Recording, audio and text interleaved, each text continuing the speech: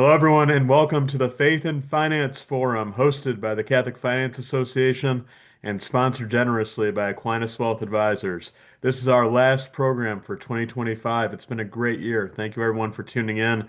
And we're going to finish off on a very, very high note. The vision for this show was to talk Christmas and the significance of the Christmas season in the Catholic Church, and also to catch up with one of our favorite people, the great Joelle O'Brion from Boston. She's the National Programs Director at CatholicPsych, and for over 7 years now, I can't believe how quickly this has passed, has been the chapter administrator of the Boston Legatus Chapter, one of the proudest Legatus chapters in all of the United States. So blessed to have you, Joelle. You have a big family. I'm sure you got a million things going on for Christmas. Thank you for sharing a few minutes with us tonight. Absolutely. Thank you so much for having me, especially during Christmas week. I'm really grateful for the chance to slow the conversation down because Christmas is one of those seasons we think we understand, but then sometimes as it approaches, we rarely examine carefully as adults. So I'm excited. And, and yeah, I mean, a little bit about my background. Well, Eh, if you don't mind, can we Oh, start with a let's start with prayer? a And, prayer, and typically please. I lead the prayer, but Joelle, I've been in your presence many times. I know that if you're with Joelle O'Brien, you're best just passing that over to you. So if you feel comfortable, I would love it if you would lead our prayer for this episode. Absolutely. In the name of the Father, and the Son, and the Holy Spirit. Amen. We entrust this episode, the listeners, our families, friends, to the Holy Family as we approach Christmas this week. We ask the intercession of Mary as we pray, Hail Mary, full of Full of grace, the grace. Lord is with thee. Blessed art thou amongst women, and Woman, blessed is the fruit is the of thy fruit of womb, thy womb, Jesus. Jesus. Holy Mary, Holy Mother Mary, of God, Mother of God, pray pray for for us us sinners sinners, now and at the hour now of at the our hour death. of our death. Amen. Amen. Saint Joseph, pray for us. Pray for us. Father, In the Son, name and of the Holy Ghost. Father. Amen. Ah, Joelle, Beautiful. so beautiful. Thank you. So, Joelle, for the viewers that don't know you as well, would you please just share a little bit about where you're from, where you grew up, a little bit about your family life, just help us get to know you a little bit. Yeah, absolutely. I am from Rhode Island, born and raised Central Falls, Rhode Island. So it's the smallest city in the smallest state. Um, and, it was a rough area to grow up in. I am a first generation college graduate. I'm, a wife and mother at present. And I have my bachelor's in theology from St. Anselm College, my master's in theology and pastoral ministry from Boston College, and then some formation in spiritual direction. So, yeah, that's a little bit about where I'm from and some academic background. I love that, Joelle. And you're Mhm. married, you have children. Tell us a little bit about your family. Yeah, absolutely. I am married. I married my college sweetheart, Kevin. Love it. So, soon after I graduated from my master's program, we engaged, got married, and then had baby, baby, baby. Three beautiful daughters. We homeschool. So life is full and we really love it. So that opportunity. That's Mhm. amazing. So you mentioned growing up in the smallest town in the smallest state, and I think you mentioned that, it was a challenging circumstance to a degree. If you don't mind, to the degree you're comfortable, would you tell us a little bit about those challenges? I mean, what were some of the things you faced growing up? Yeah.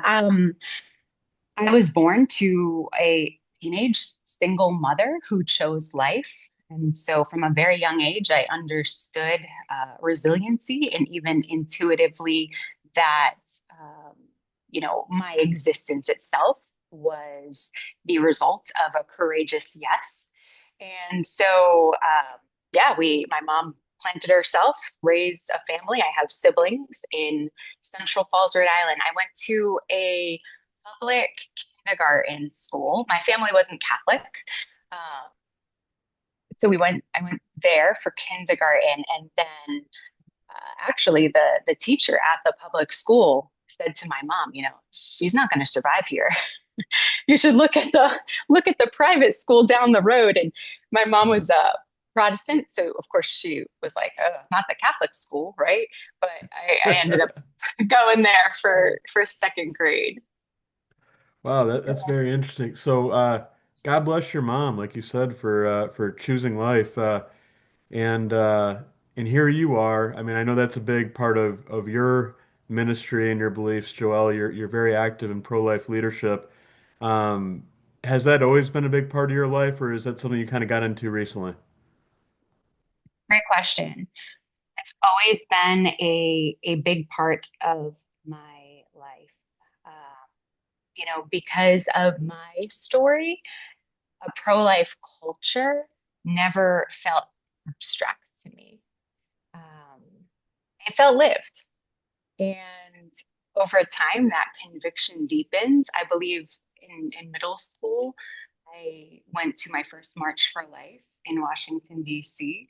And that conviction just deepened over the years through theology and then wanting to dedicate my life to serving the Lord in some way. But just walking closely with women and families, immersing myself in the pro life world more recently, meaning maybe over the last 5 to 10 years, I've done a lot of post abortive grief counseling, pastoral counseling for abortion minded women. And at this time, I am the board chair for Rhode Island Right to Life. And that is an organization that also includes a crisis pregnancy center where outside of Planned Parenthood, several times a week when they do surgical abortions in Providence. And then we have women come to our location and then go out with the ultrasound van other times throughout the month in Rhode Island. Wow, and thank you for your leadership and thank you for your board chairmanship for Right to Life in Rhode Island. If you don't mind my asking, what are the particular challenges that a pro-life chair like yourself faces in a state like Rhode Island, where abortion laws are so loose and protections on the unborn are almost non-existent? Oh yeah, right. It's wild that there are no protections for the unborn. You know, Even outside of Planned Parenthood, I've seen a shift. About 5 years ago, we had the escorts who were volunteers for Planned Parenthood on the days of surgical abortions, trying to get people away from us. You had to drive into a parking lot, and they were present.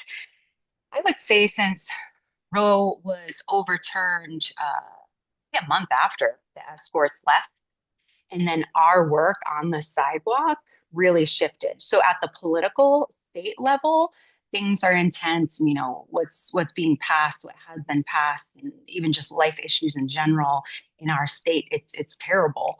Uh, but the work that we're doing, boots on the ground with women, I mean, we are more hopeful than ever because we're meeting them there. We don't, you know, we're we're inviting them onto the ultrasound bus. More people are coming. So in that sense, the demand has increased so much over the past 2 years. We can't keep up with the clients. So in terms of my role on the board, it's less about public messaging and the political part of it and more about stewardship. So helping really ensure the organization remains faithful to its mission while responding to real human needs with integrity and compassion, supporting the women that volunteer and that work at this center. They're amazing and it's hard work.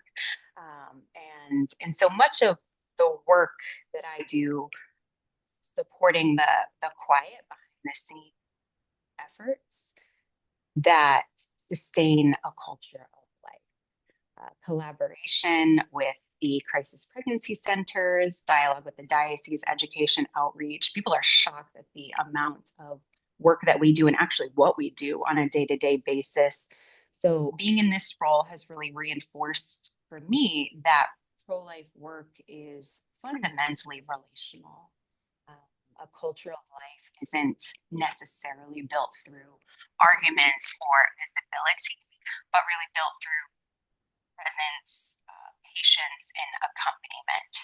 So Yeah, it's a process because the work that we do, I mean, sometimes we don't know what people end up choosing, freely choosing, but we try to bring them to that place of freedom and give them the skills, remove the fear, remove the barriers, and hope and pray that they do choose life. Oh wow. Thank you so much again, Joelle, for that message and for all the time you put in on this great cause and the lives that you're saving. Another big commitment for you is the Legatus chapter in Boston. You were there from the very beginning, Joelle, when we were just coming back to Boston. You were one of the first people that kind of believed in the vision. Tell us a little bit about your job as a chapter administrator for the Boston Legatus chapter and some of the highlights of that aspect of your professional life. Yes, I am so grateful. I think about you often, John, and pray and just gratitude for that opportunity and how that happens. Working for Legatus has been such a gift. I love it so much. And Boston is incredible. Last week we had our Advent Christmas party and it was amazing. Our chaplain is Father Eric Hayden. He's the vocations director in the Archdiocese of Boston. Beautiful mass in the seminary right there in the Archdiocese. Beautiful mass, beautiful homily, and then just sharing time together afterwards, being with like-minded individuals, just really filled with hope and on fire for their faith and carving out that time to slow down and enjoy each other, enjoy the presence and yeah, gives you a lot of hope. I love In that. gen- And as chapter administrator, what are your responsibilities, Joelle? How do you serve the chapter? Sure. So my responsibilities include creating just really excellent elite level monthly events. Yeah. So we gather together for the sacraments. So confession, a mass. We have an incredible speaker and dinner series. So that's monthly, and we are booked up with incredible speakers lined up for our 2026 year, booking into 2027. So it's an exciting time. I love that, Joelle. How would you describe the Legatus membership? What are most of the members of the chapter like? In Boston, they are so lovely. They are some of the most fun, vibrant, faithful, incredible people I've ever met in my life, doing incredible work for the church, but in a unique way in their own professions. So it's really incredible. The people are amazing, and yeah, really grateful to have that sense of community. Yeah, Joel, I wonder if you would agree with my assessment. Like it always shocks me. Shock is probably too strong, but I always take note of the fact that like these are remarkably accomplished people that have lived incredible lives. Accomplished so much, but yet they are so humble, so other-centric. I mean, they'll meet a normal just regular person. They don't know a waiter, for instance, at a Legatus event and treat him or her with such great respect, and listen and show curiosity about them. I'm always struck by just the humility and the selflessness of people that probably would have an excuse to be a little a little bit arrogant, but you don't see much of that, I don't think. I don't see that at all. Yeah. Yeah, it's pretty Yeah, amazing, and you're lucky to work with our friend Father Eric Caden, who's such an amazing guy. I'm so glad he's still the chaplain. What a great priest of the church and a good man. For those that don't know who we're talking about, Father Eric Caden, like Joelle mentioned, is the vocations director for the Archdiocese of Boston. Does a great job in that, leading people towards vocations in religious life. Interesting guy. Used to be a surfer. He went to Harvard. He's a smart person, but just a great holy priest and a nice man. So we have the Legatus Chapter Administrator role, and I think for the past 5 years or so, you have worked for Catholic Psych. Will you please share a little bit about what Catholic Psych is all about, Joelle? that's a great question. So, right as COVID started, shutting down, we chose to homeschool. So professionally, I was looking at what am I going to do right now? I was working with a lot of people in spiritual direction, counseling in my diocese, found an opportunity with Catholic Psych. And so, yeah, it's been about 5 years now. Right now, I am the programs director at Catholic Psych and really facilitating partnerships at the diocesan level with school systems. So if they're interested in our services, we work in that way. And, I spend most of my day actually on the phone listening to faithful, incredible people that might be struggling in some particular way. So my role is dual at CatholicPsych, where we're integrating faith, reason, and science through our services and programs. But I'm that initial point of contact. So the intake and enrollment specialist, helping people discern what the next step is, if it's working with one of our mentors, if it's another program, if it's not working with our mentors, and getting that process rolling. I love it. When I was hired a few years back, Dr. Greg Vattaro, who's the founder of Yes. CatholicPsych, he said, I have this training program and I think you'll love it. I looked at your background and I think you'll love it. And that's when I was just finishing a spiritual direction program at BC. And I said, all right, this is advanced spiritual direction. Let me kind of compare, see what's going on. And learning the psychological at that master's doctoral level took my skills as a person, not just for working at CatholicPsych, but in all that I do to a whole other level. So I was able to benefit from going through the training program. And now I work there. It's been incredible. What they're doing for the church is so hopeful. Our services that we provide, it's called mentorship. I always tell people envision a therapist, a coach, and a spiritual director all in one person. And we work with people in a really radical way, not like traditional therapy. We accompany people on a day-to-day basis. So really unique, helping people move forward in a short amount of time. And so much so that Dr. Greg chose to switch to this model completely. He used to practice that traditional model of therapy, but during COVID, felt like people weren't moving forward as fast as they could, or how are we helping people? So switched over to this model, and I'm so grateful to be a part of the mission, helping people in this way. It's helping so many people in the church Oh, specifically. Joelle, I could tell that it has just totally lit a fire inside you, and you love your work, and you're doing good things.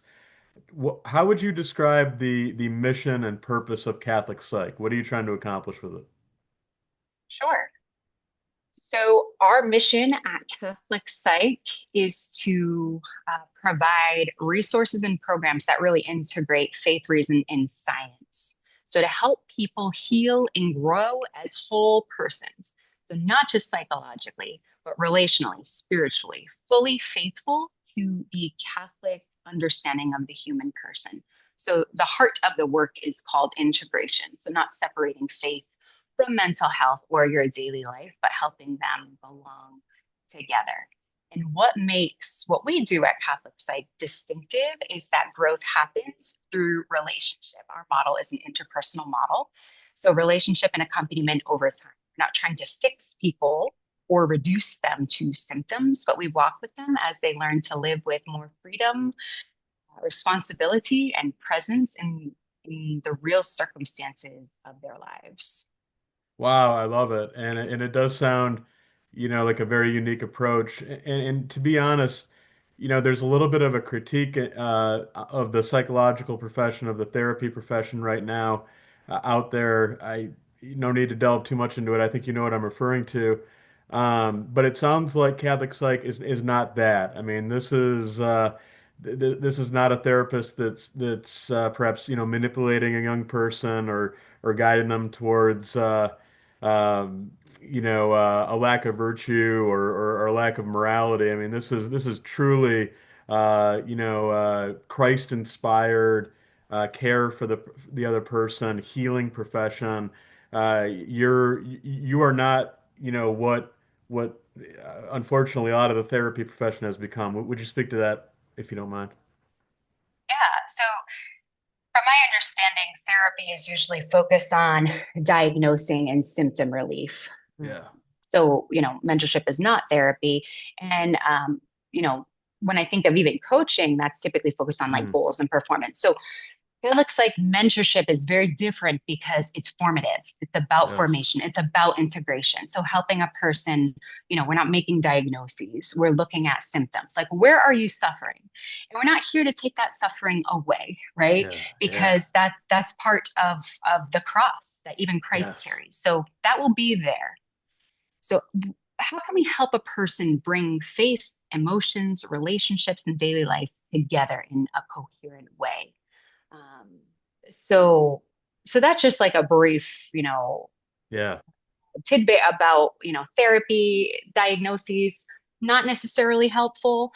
Yes. It can be in certain situations, but, you know, we don't even work with insurance companies because it Yeah. restricts how we would work with Yeah. another person. You can't, there's no insurance code for what people actually, wrestling with in their faith life, Right. but then that Yeah. that impacts their anxiety. So we look at that relationship together. Um, so yeah, Dr. Greg has an episode on this, like comparing traditional Yes. therapy Yes. and just like, what's been going on and the pitfalls, so to speak. And so yeah, he has a Yeah. lot to say We about it. got to check Mhm. this out. For those of you that are just joining, we're on with Joelle O'Brion from Catholic Psych, and we were just talking a little bit about her organization and what it does. So yeah, I mean, you touched upon it, Joelle. Like, our Catholic faith teaches us that suffering has purpose, and that the low times you go through in life, the struggles you face in life, they're a part of your story, and there's a lot of lessons to be taken from that. There's a lot of nobility in that. And it seems like the modern, I guess, secular approach to therapy is like avoid suffering at all costs. If you're experiencing any type of anxiety or any type of discomfort or any type of, kind of anguish in your life whatsoever, there's something terrible going on, and we got to get you into weekly therapy and medicate you and do all this other stuff. I don't believe in that. I think that you don't seek out suffering, but when it comes, it's there for a reason, and you're going through it for a purpose and to learn from it. Wouldn't you agree? Oh, yeah, absolutely. We have to, I think that's an important distinction. Catholic faith doesn't teach us to avoid suffering. Yeah. It can be difficult, when we're looking at how can we help? Where are the obstacles? Where are the roadblocks here? Suffering has meaning, right? Because God enters it, not because the Yeah. pain itself is good. Yeah. When that modern approach can go wrong, right? Treating all discomfort as, we need to eliminate that. That can actually rob people of growth and Yes. Thank you. responsibility and Yes. freedom. So the Catholic response isn't, to endure suffering passively either. It's really like, how does this make sense? And how do we integrate this into the meaning of our person, our life? So again, at Catholic Psych, we don't try to numb pain, explain it away. We help people face suffering honestly within relationship and discern what God might be doing through it. Some suffering needs healing, like if there's trauma or processing that. Some need Yes. support, and some is the place where growth is being asked of us. And so the work is helping people distinguish between those so suffering becomes meaningful, not overwhelming, and people aren't left alone in it. And I often tell people, just right off the bat, like Jesus carried his cross, but there was Simon of Cyrene. So your Right. mentor will be like Yeah. Simon of Cyrene, just carrying the cross for a little Yeah. bit.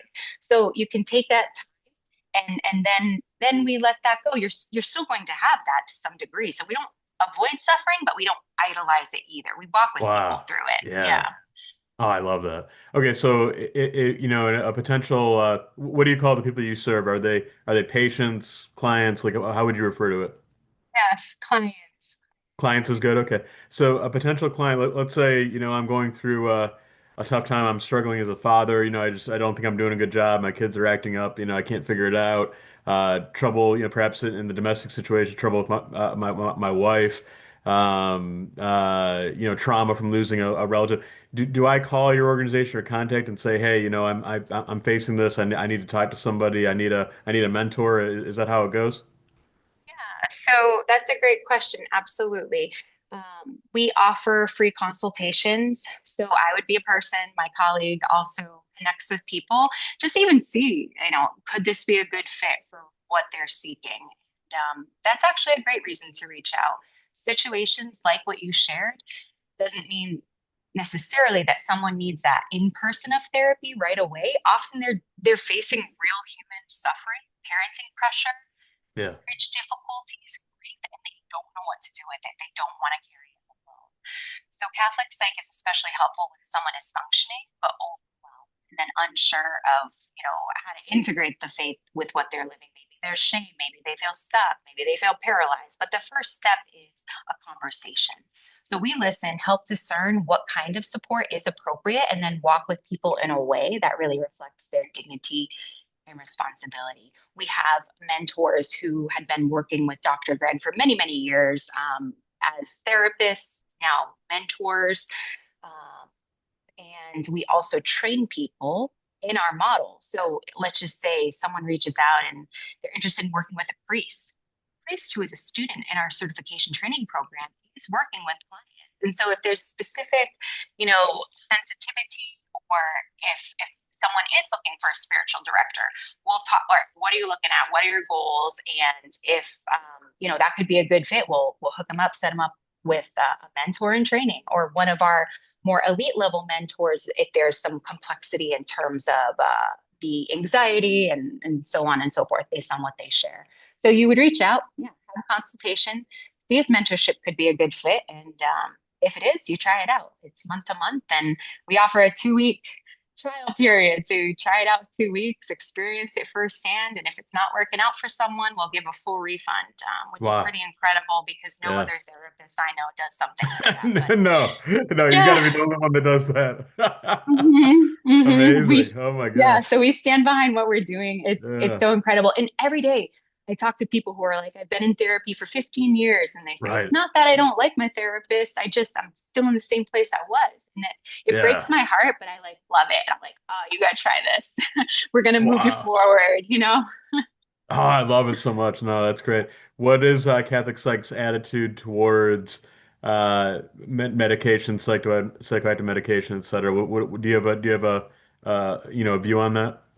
Yeah, so we don't prescribe any sort of medication. We don't make diagnoses.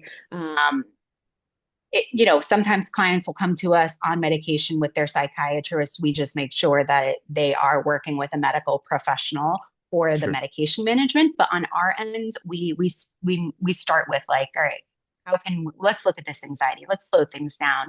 We have a whole in-depth intake assessment that people fill out once they do move forward and get started with a mentor. And it's great. That'll tell us right away like where they've been, some history, where they're at, and just looking at different dynamics, thought patterns.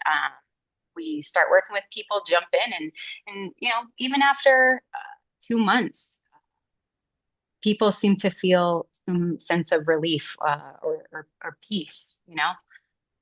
Yeah, praise God. I love it.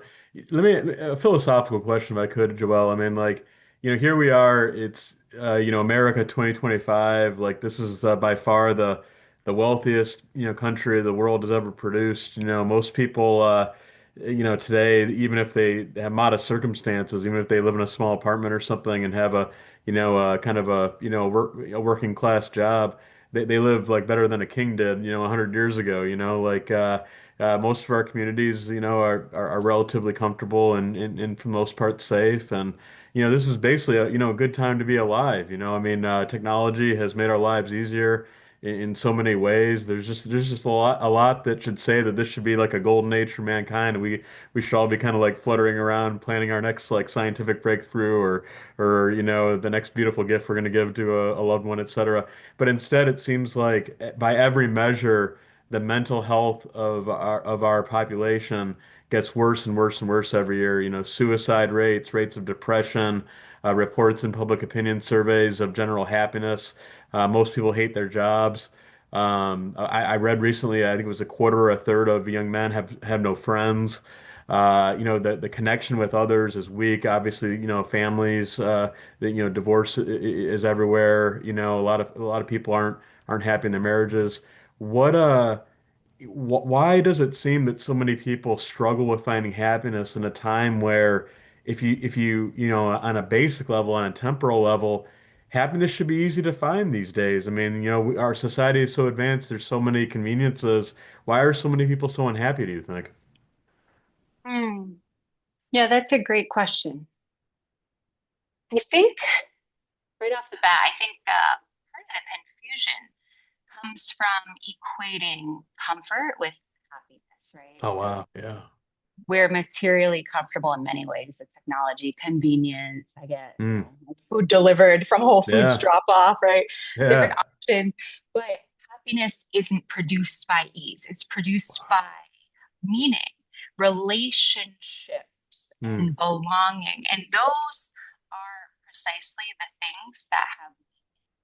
So, from a Catholic perspective, the human person, right, is relational by nature.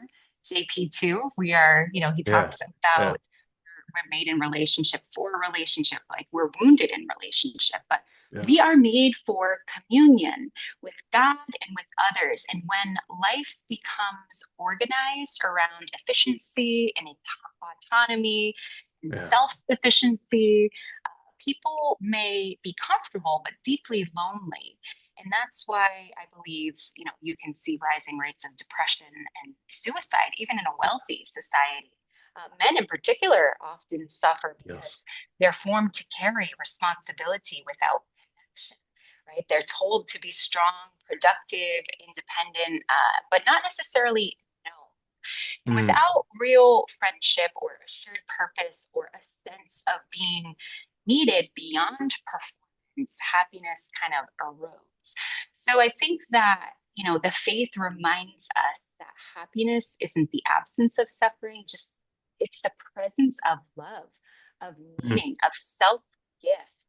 And when those are missing, no amount of comfort compensate. So what people are generally like really aching for isn't a better life setup. It's deeper connection and a reason to give themselves.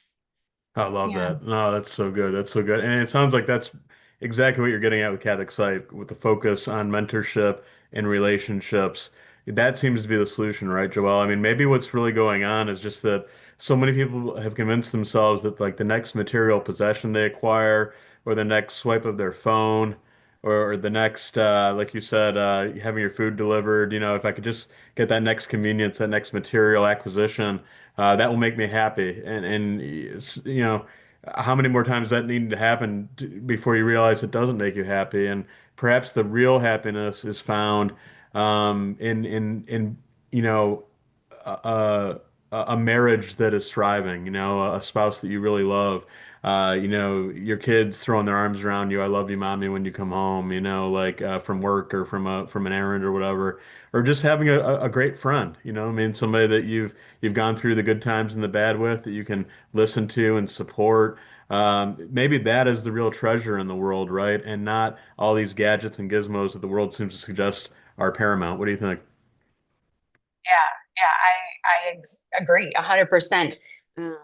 You mentioned a Catholic faith, and that's at the heart of what we're doing, Yeah. relationship with God, others, and oneself. So again, so much suffering today isn't just symptoms. It's truly about disconnection, whether it is in the marriage or, Yes. someone is isolated, hearing responsibility alone and trying to manage life without being known. Again, that can happen in a marriage. So growth and healing happen in the context of being seen, challenged, and supported over time. And that's how meaning is restored. I mean, happiness doesn't follow, happiness follows not from comfort, but that connection again of self gift lived in relationship. Yeah, I love that. Well, Joelle, thank you for sharing about Catholic Psych and your Legatus testimony and Rhode Island Right to Life, and you're probably doing a bunch of other stuff that we don't have time to get into today. But just you're such a dynamic person and you manage a lot. Along those lines, I did want to ask, one of the themes that we're interested in here on the Faith and Finance Forum is work-life balance and how busy people manage it all. I mean, you and I have seen a lot of that with the Legatus community. These people that have like big families and run huge companies and like serve on a bunch of boards and still manage to, come and share a glass of wine and relax with us, at a Legatus meeting.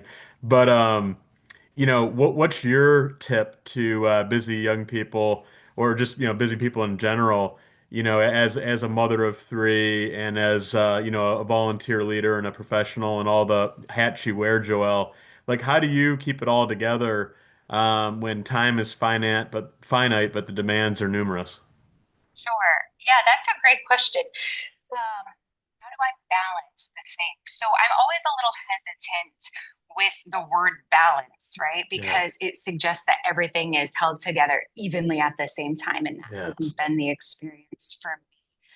For me, it's much more about integration and seasons, right? So, like, Yeah. something is always receiving attention, and that's okay if it's more attention one day, and maybe not the next day. But what's helps most is letting go of the idea that I have to carry everything alone. I love it. Yeah. Yeah, that can be really practical too, like asking for help, Yeah. outsourcing when needed, simplifying routines, being honest about limits. Spiritually, I don't experience my roles as competing vocations. I think that Love it. for me, marriage, motherhood, and work are all expressions of the same call to love and responsibility, just lived in different contexts and, of course, priority. So faithfulness doesn't always mean doing everything well. And I think there's a Yes. freedom and kind of just acknowledging that, but it means staying present to what's actually in front of me and trusting that God works through imperfect offerings.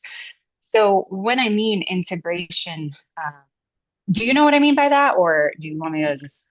Unpack it. Let's hear more, please. Yeah. So I think that term gets thrown around a lot, but when Yes. I say integrated, and that's what I'm Yes. striving for, I believe that that is holiness, right? We see that in Yes. Jesus Christ, the most perfect human person.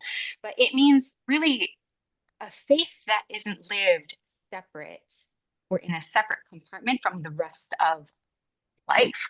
So for a lot of people, faith gets siloed, right? It's something that you practice on Sundays or in Right. prayer, but it doesn't always connect to Yes. work decisions, family stress, emotional struggles, or the way that you carry responsibility day to day. So I believe that, striving for an integrated life, it's one where those pieces belong together. So it means my faith speaks into how I lead, how I parent, how I'm a wife, how I handle pressure, how I respond to fear or failure, not just how I pray.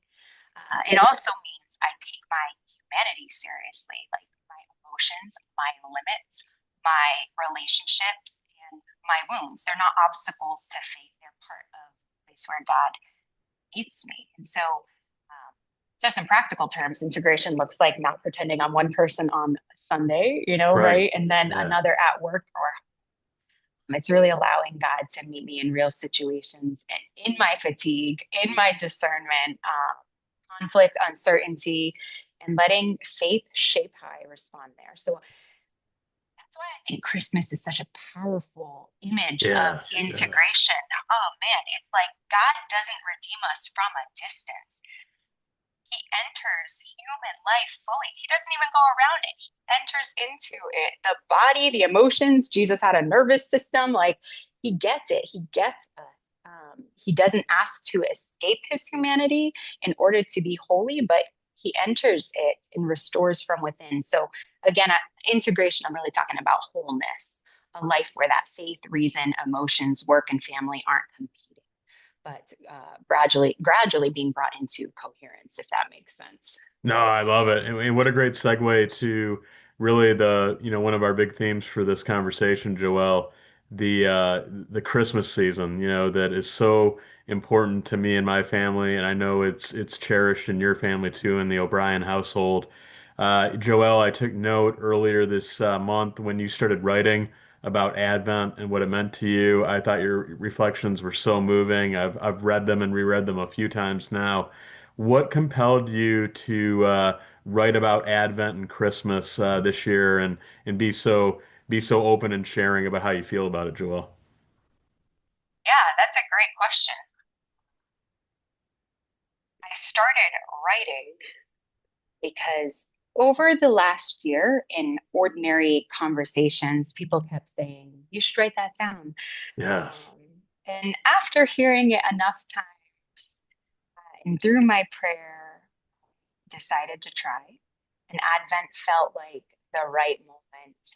It's a season that invites us to slow down and pay attention, not rush past what's forming quietly. So writing during Advent really felt like an extension of just the discernment.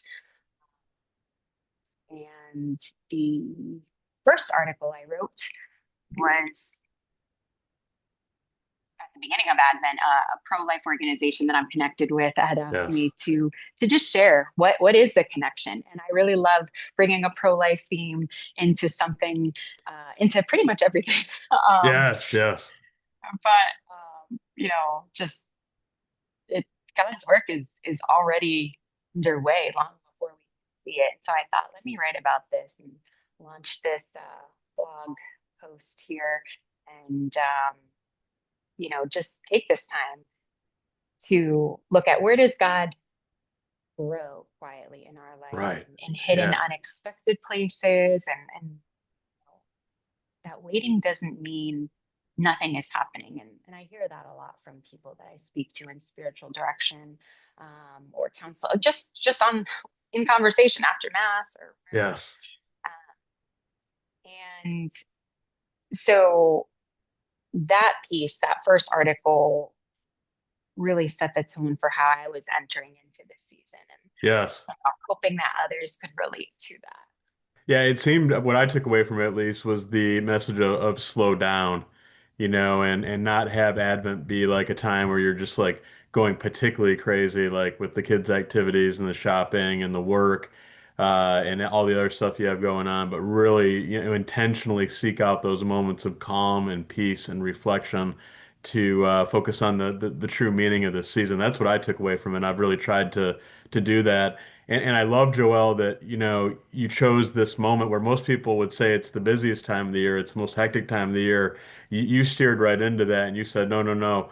That's exactly why you should seek out these moments of calm and peace and calm. And I love that you had the courage to do that. I'm wondering, were you successful in that as you look back on the past 4 weeks of Advent? I mean, have you been able to find that time you sought? Yes. I have. I wouldn't say I was perfectly successful, and I Yeah, think it's important to name that. yeah. I don't think Advent isn't about creating like an artificially calm season or getting Right. everything right, Thank you. but Yeah. really it's about resisting the pressure to perform and rush. So, what Yeah. I did experience was more intentionality. So, protecting a few simple anchors. Morning prayer. I wake up before everyone else and I just grab my coffee, light a candle, an Advent candle, and then keep certain routine, even when everything felt busy. So for me, peace didn't come from doing less perfectly. It came from really returning to what mattered again and again. And yeah, the season was still full, but it felt more grounded. And Advent really taught me that calm isn't something you achieve. It's really something you receive when you stop trying to control the season, because it can go by so quick, as you mentioned, but truly let God meet you in it. Yeah, and then the next column that I caught from you, Joelle, was around God at Sunday, which you mentioned that the pink color, your daughters appreciate that. Believe me, my wife and daughter, that's their favorite Sunday of Advent too. So I totally empathize with that. But it's interesting. I shouldn't say interesting. It's tragic. It's sad that coincided with this just terrifying shooting event at Providence College in your home state of Rhode Island. Tell us a little bit about how that affected you, how that coincided with God at Sunday. What a deep weekend that must have been for you. Yeah. Um, so I attend Mass in Providence, Rhode Island, and we live a bit south. Um, but the second article, God at Sunday, after the shooting connected to Brown University here, that moment really tested the first insight that I wrote about. It raised a harder question for me. Like, what does joy mean Mm, when something frightening and tragic happens close to home? So I wasn't trying to force optimism, mm, ignore fear, but trying to understand like what of joy the church is actually talking about. A joy that can coexist with grief and uncertainty and even real vulnerability. So, um, I think in the article I wrote that you're not necessarily prepared to have conversations with your children. Um, yes, yes. we don't have cable. We try to limit the news.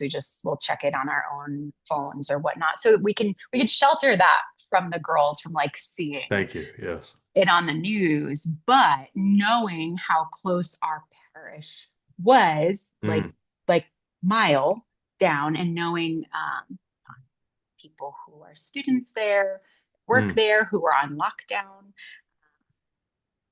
So just trying to, process all of that and then talk to my husband too. Like, yes. are we good to go to mass? Right. Yeah. What do you think? And Yeah. then just trying to navigate this. I mean, it's like we have to stay steady and Mm, for our daughters. And then, there was a little mishap. But when I wrote the article, they thought they had found the alleged suspect, actually a mm. mile down the road from our house. Wow. So that was another element like, ooh, this is close. How strange. That wasn't the case. Obviously, we learned a week later, but yeah, it just was very close to home. No one prepares you for those sorts of conversations, especially that you can usually shelter your kids from.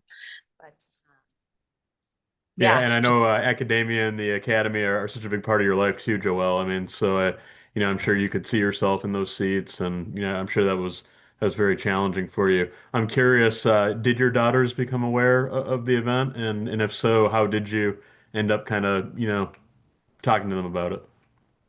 yes, we were going to mass, and our mass is bright and early in the morning. We knew that given the priest who was presiding, he would likely mention it, possibly even in his homily.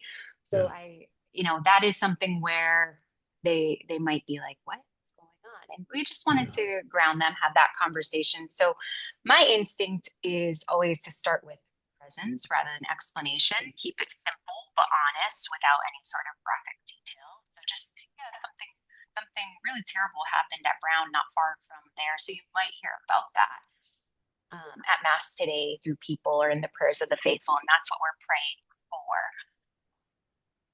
yeah, and kind of like Yeah. along the lines of some of the other things we discussed today. I mean, like I I don't know, and maybe I mean you work for a psychological organization, so you could tell me if you think I'm right or not. But I don't know. I mean, I think kids need to know about this stuff. You know what I mean? And like, it's important that you're thoughtful and delicate and appropriate in how you present it to them. But I don't want my kids to be misled into thinking that they're entering a world that's perfect, where bad stuff never happens. I mean, I want them to be ready for that and be able to deal with it and know that the life that they're going to experience is going to have incredible highs and some really challenging lows and a lot of points in between. But they shouldn't be misled into thinking that nothing bad is ever going to happen, right?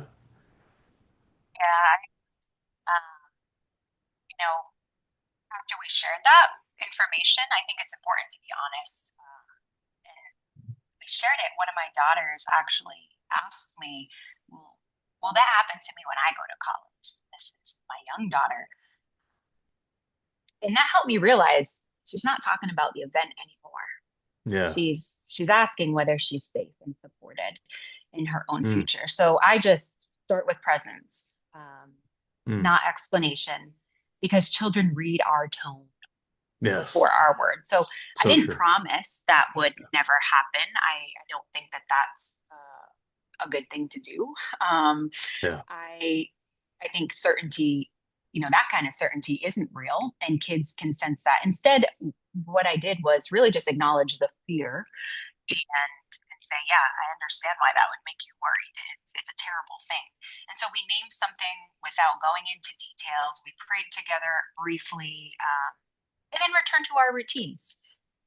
We went to church. My There you husband go. and I Yep. were stable, and we, Yep. they set the kids sense that, and I I think the important thing that any parent should communicate to their child, and what I wanted my daughters to realize, that even when we can't control everything, you're not alone. Like, we're here, God is close, Mm, that she will always have people who love her, mm. will walk with her. And so I've learned that children don't need us to eliminate every risk from the future. They need steadiness. Yes. And then when they experience steadiness over time, that fear has to, settle somewhere instead of take over. So I think it's Yes. important to be really upfront about matters in life. No, I love that. No, that's good. Well, Joel, as we wrap up our time together, I do want to focus on Christmas for a little bit. This is a time that means just so much for me personally. I've been a big Christmas guy since I was a little kid. I was always like the first, wanted to get the tree up, wanted to decorate it, wanted to play the Christmas music, just anything I could do, crazy like present wrapper, you know what I mean? Like, Christmas Eve mass and Christmas mass, whatever I could do. I just want to do everything involving Christmas.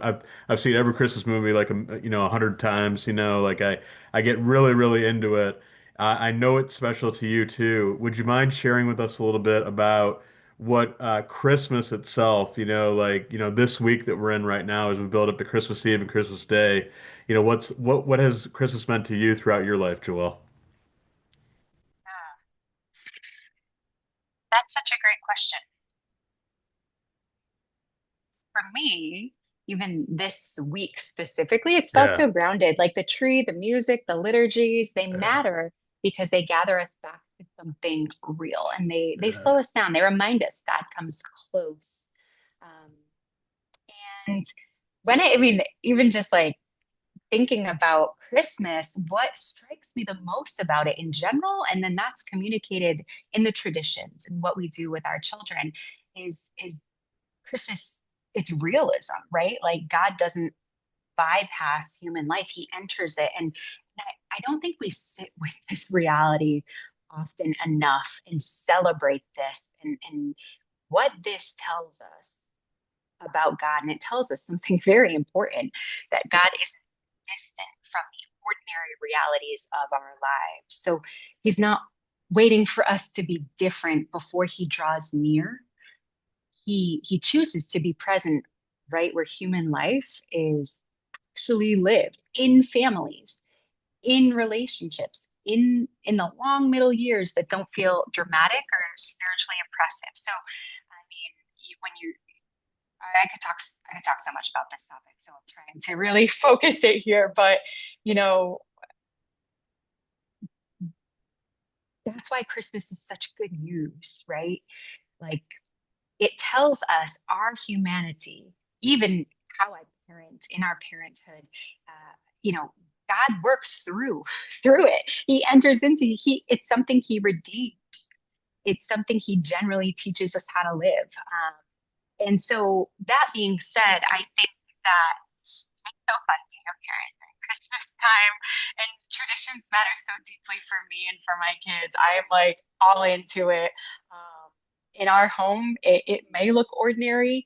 We light the Advent candles at night, even when everyone's tired or distracted, and we, I let the girls set up the manger together, piece by piece. It's glass, so I was a little nervous, but letting them and watching them handle the figures, not as toys, but to set it up and like have that interaction. It's so beautiful. They notice Mary's pregnancy. They notice baby Jesus doesn't arrive right away. They absorb it without being lectured, and that's really beautiful and really important to that foundational part of a child's faith. We do something called Mary on the Mantle. It's like Mary and Joseph travel around until they get to Bethlehem each day. It's not dramatic, but it gives our daughters just like a physical way to enter the story. So that that's awesome. And then making cards, doing something outward for others, making cards for the elderly, talking about who might be lonely, or helping them, um, see love that doesn't just stop at our front door. We talk about that too, and have doing some fun arts and crafts. We have chickens, and we have a ton of eggs right now, so we've been just like dropping this off to different food pantries and stuff like that, and just really trying to immerse them into what the meaning of Christmas is all about, while still going to enjoy the gingerbread house making, festivities, and the musical festivities downtown in Providence. It's just been so delightful. And from a developmental perspective, I think these repeated experiences do something very, very important. Because what is stable becomes really believable, and what returns consistently, like these exciting moments during Christmas time, becomes reliable. So children can understand theology, of course, but before they can understand theology, they're learning that faith is something that they can stand inside, something trustworthy. And so when parents, as a parent, giving time, attention, and present to these practices that don't produce like, immediate results, but after year, it's like forming a child's heart. It's so beautiful. So I just love Christmas. Obviously, there's the pro-life Advent theme there. Goes right Yes. into January, March for life. So in our household, we're talking about pregnancy, femininity, the Yes. family, a dad, a mom, love and Yes. forgiveness and mercy, and then enjoying hot cocoa and singing. Yesterday, we went to a different church just due to the time. And afterwards, the pastor was like, "Hey, I have some really great treats, and I'm gonna be playing guitar and singing Christmas songs. Do you want to join in?" And it was just like what a joy. And he was so funny playing his guitar, so passionate about bringing some joy, and that we really felt it. And so that's just been enjoyable for me. Over the course of my life doing those sorts of things, especially to masses. Oh, I haven't even talked about that. It's beautiful. It's beautiful. It's such a time to evangelize, especially those in my family that might not be practicing their faith or not Catholic, as our family is very large. People are married in. So an opportunity to evangelize in a different way, and remember that God enters into the mess. And we are celebrating the goodness of God. So it's beautiful. Oh my gosh, Joel, I find myself not wanting to jump in because I mean that was such a beautiful recollection. You painted the picture so well. And what really stuck out to me was this opportunity to turn this into a season of evangelization. Because at least for me, along with Lent and Easter, of course, especially Easter, I would say, just optically, this is such a beautiful time, for people to come to church, to listen to the music, to see the church so beautifully decorated. You're absolutely right. For somebody who is a lapsed Catholic or perhaps, never had faith in their life, what a time to introduce it to them. And also, thank you for sharing the stories about the generosity, like the doing crafts and giving gifts to people that are alone or perhaps people that are, elderly living in nursing homes, that don't have, loved ones around them. That is so beautiful. And of course, you're right. The pro-life story. I mean, it all, Christ's life begins with an unplanned pregnancy, right? I mean, I hope that's not too crass to describe it. I think it's accurate. And gosh, so much good stuff there, Joelle. What a beautiful gift you give your family. What if listeners could do one thing to bring the true meaning of Christmas, the true reason for the season into their homes, just one little thing from your experience, Joelle, from the way that your family does it, what suggestion would you make to, just that one thing that can make it a more of a holy and purposeful Christmas season while our listeners still have a few days left? Sure. If I had to choose one thing right away, I'd say return. Return to something steady and meaningful. Mass, a simple prayer, lighting a candle, sitting together without rushing. So don't try to add, but choose one practice that you can come back to consistently. Because the meaning of Christmas isn't created through intensity or perfection, it's formed through presence and repetition. So when we return again and again, we make space for Christ to be received in the middle of real family life. Oh my gosh. Well, we're not going to end on a better note than that. And I've taken so much of your time tonight, Joelle. You're so generous. God bless you. God bless Catholic Psych and the Legatus Chapter in Boston. Your beautiful family, Joelle. You're just doing so many great things. If any of our listeners want to catch up with you and learn more about Catholic Psych or your message as a leader or Right to Life in Rhode Island, where can they find you, Joelle? Sure, I'm on LinkedIn. That's probably the easiest place. My last name is Obrion. So find me there, Joelle O'Brion. And then, of course, feel free to check out Catholic Psych at CatholicPsych.com. Joelle, Merry Christmas. God bless you. Thank you so much for being on the Faith and Finance Forum, hosted by the Catholic Finance Association and generously sponsored by Aquinas Wealth Advisors. All our listeners, Merry Christmas. Have a Happy New Year. We'll see you in 2026. God bless. God bless. Thank you. Merry Christmas.